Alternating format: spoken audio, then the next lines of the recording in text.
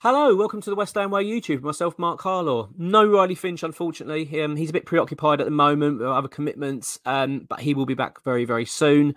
So you've just got me today previewing the FCSB game away from home. Bucharest, obviously, in Romania. It's a bit of a nothing game. West Ham have won the group. They can't qualify, so effectively it's like a friendly. But it's actually quite an interesting one because it gives the opportunity for certain players to get a run out, get their fitness levels up. And of course, some academy players, what an opportunity for them to get some experience in Europe. So I actually think it's quite an interesting game, actually. And I quite like the fact the pressure's off. We can just actually enjoy it.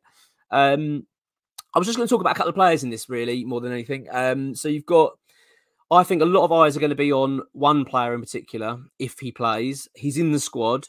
It's Harrison Ashby. Now, we haven't seen him all season. He's been injured for about 4 months now with a groin strain.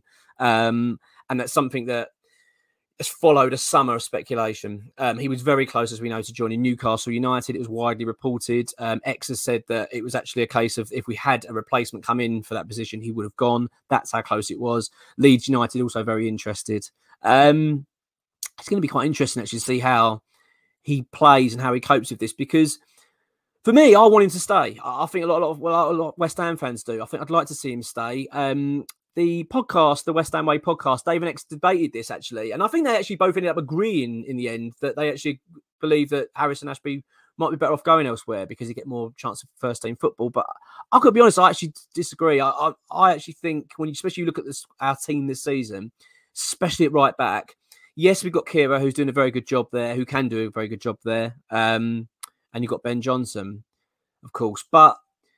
You know, Soufal, I'm not overly impressed with it this season. I think his form's been so off now for such a long time. You kind of do wonder whether he's got, you know, where his long-term future lies. Is it going to be at West Ham? Because if it carries on in this sort of vein of form, then you kind of can't see it being that much longer. So I actually would like to see Harrison Ashby stay. I really would. His contract is up this summer. So that's going to mean that unless we do something quite soon, i.e. within the next sort of, 6 weeks, 6 to 8 weeks, then, it's going to be a January where West Ham could be looking to offload him.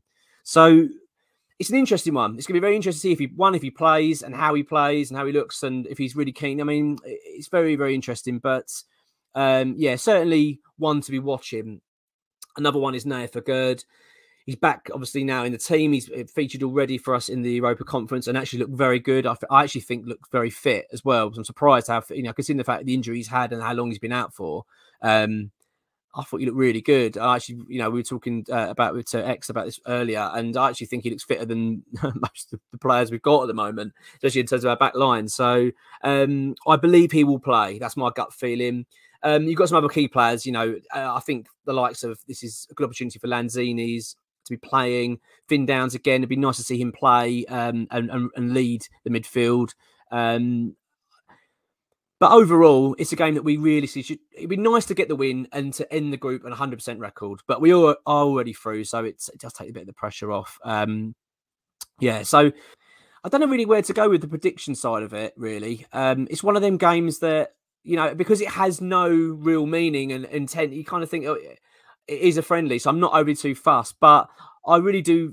my gut tells me we're going to get the result. They've got nothing to play for either, so you can't imagine they're going to be putting out the strongest lineup imaginable. So you'd like to think that we've got enough quality, even with the players that we are bringing with us, that we'll have enough to get the result done. Now, X has already actually revealed the squad that are going. I'm not going to list every single player, but there are some good names in there. You've got Areola in goal. Obviously, now he's likely to be our Premier League number one for the period of time as well, certainly soon, because the injury to Fabianski, which I'm not sure exactly how long he's going to be out for at the moment, but I'm sure we'll get an update very soon on that. Randolph's gone with him as well.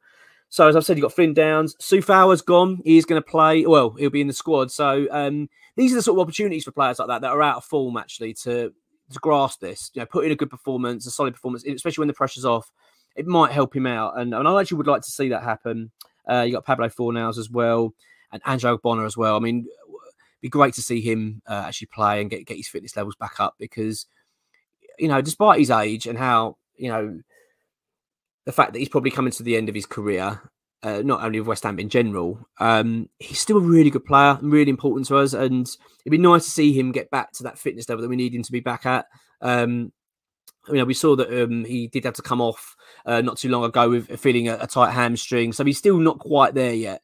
But that'd be an interesting one.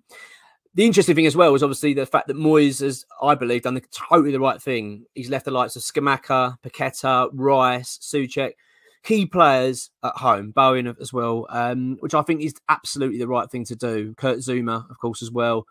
This is an opportunity for them to rest up. We've got a big game coming up on Sunday. We've got Crystal Palace at home in the Premier League, and on the fact we've just come off the back of a loss to Manchester United, that is a vital game now. So I'm glad that the key core players of our team are resting up for that. On to the predictions then of this. I don't really know where to start with it. I'm going to say 3-1 to West Ham. I've got a feeling we will win it.